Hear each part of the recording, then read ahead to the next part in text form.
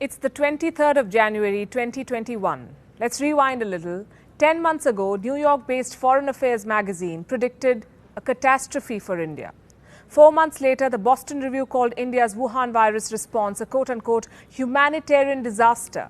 In August 2020, the Scientific American claimed India is in denial about the COVID-19 crisis. The BBC was quick to declare that New Delhi is staring at a disaster. This headline is now 3 months old.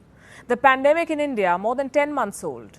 A year and a month have passed since the first case of the Wuhan virus was reported in China. A year and 10 days since the first case was reported outside China. Look at what the BBC has to say now. The UK reports a record 1,564 daily deaths. A further 1,564 people have died in the UK within 28 days of a positive COVID test, the biggest figure reported in a single day since the pandemic began. The CNN reports that UK hospitals look like a war zone. And just so that you know, hospitals in the US are not keeping too well either. Over 24 million people have been affected in the United States so far. That's more than 25% of the global caseload. Hospitalizations are up in Hawaii, Kansas, New Jersey, Kentucky, Pennsylvania, Vermont, and Maine. California is the new hotspot, and the West as a whole is all over the place. India, on the other hand, appears to have got a grip on the Wuhan virus pandemic. Cases have fallen to the lowest since June 2020. So much for the doomsday predictions. As we speak, India is also driving the world's largest vaccination program. 1.3 billion people are slated to be immunized. 1.04 million people have been vaccinated as of the 22nd of January. By July this year, India plans to vaccinate at least 300 million people. That's almost the entire population of the United States. India has trained 200,000 vaccinators, 370,000 team members, ready 29,000 cold storages, and India is not done yet. India is not just vaccinating its own, but also nursing the neighborhood back to health. India's vaccine diplomacy is what we will focus on this episode of Gravitas Plus. Hello and welcome. I'm Palki Sharma Upadhyay. As we speak, Indian vaccines have reached these countries. India gifted 150,000 doses of Wuhan virus vaccines to Bhutan. The consignment landed on the 20th of January. 100,000 doses of the Covishield were gifted to the Maldives. 1 million doses of the vaccine were gifted to Nepal on the 21st of this month. On the same day, an Air India flight carrying 2 million doses of Covishield also landed in Bangladesh. On the 22nd of January, Indian vaccines reached Myanmar, Seychelles, Mauritius, Brazil and Morocco. Myanmar received 1.5 million doses, Seychelles 50,000. All of these were free of cost. Sri Lanka and Afghanistan are next on the list. India is looking to donate around 10 million doses of vaccines. The jabs will cover healthcare providers, frontline workers and the most vulnerable people in these countries. This is India's hashtag, Vaccine Maitri. Now just take a moment and think about this. The world's so-called developed nations are focused on their own problems, overwhelmed by the pandemic, while India is nursing other countries back to health. Even in times of a deadly pandemic, India is looking at her neighborhood first and healing the region with the highest population density. The demand for India's vaccines, however, goes beyond SAARC and beyond the subcontinent. Brazil and Morocco have just received their shipments under commercial agreements. Brazil bought 2 million doses of Indian vaccines, as did Morocco. The UK and Belgium have shown interest in buying vaccines from India. Dominica has sent an SOS letter to the Prime Minister of India, Narendra Modi. Prime Minister Roosevelt Skerrit wrote, "I request with great humility and respect that you assist us by donating the doses we need to make our population safe, optimally 70,000 first and second doses." Other developing nations like South Africa, Kenya and Nigeria are looking forward to Indian vaccines, as are many West Asian countries, including Saudi Arabia and the United Arab Emirates. Why is the world interested in Indian vaccines? A, they're cost effective, and B, they're safe. The Moderna vaccine, for example, is expected to cost around $30, Sputnik V around $10. Now compare this to Covishield from India, approximately $6. Did you know India is home to the largest number of US FDA-approved vaccine manufacturing plants? Indian firms have a reputation for top-notch standards. if you watch WION, you would know this by now. India is known as the world's pharmacy.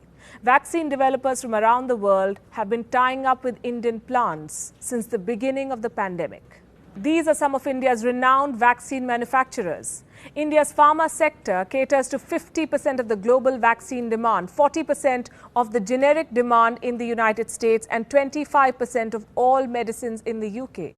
Indian drugs are exported to more than 170 countries globally. India is also home to the world's largest vaccine manufacturer, the Serum Institute of India. It produces 1.5 billion doses of vaccines every year.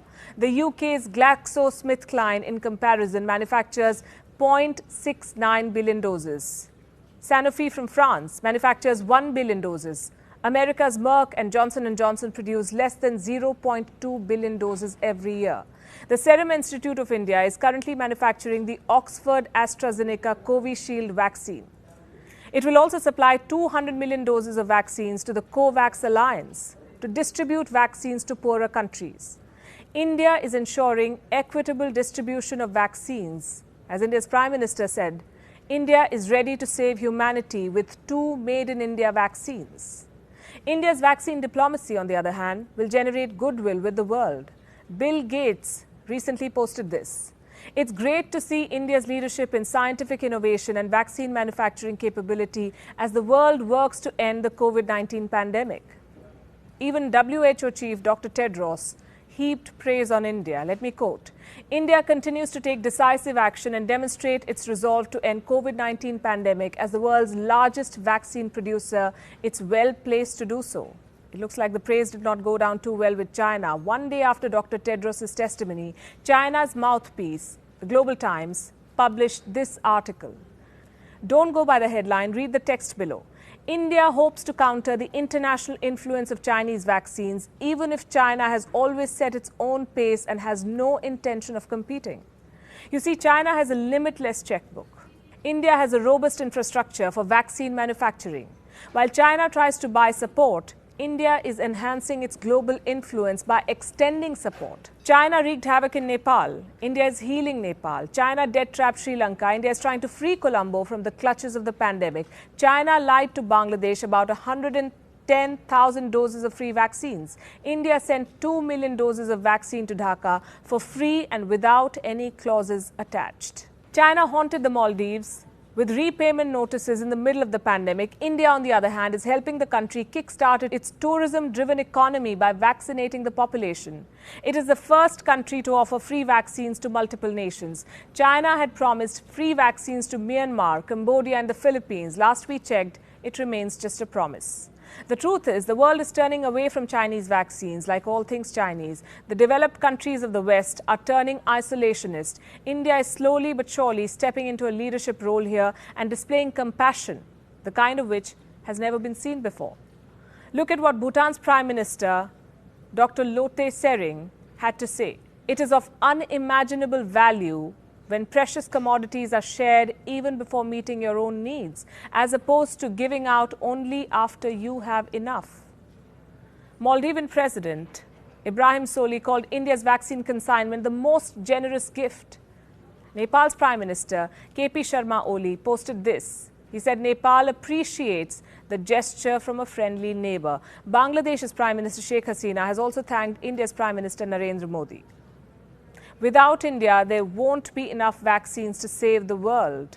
This is from the director of the London School of Hygiene and Tropical Medicine. He said this as early as July.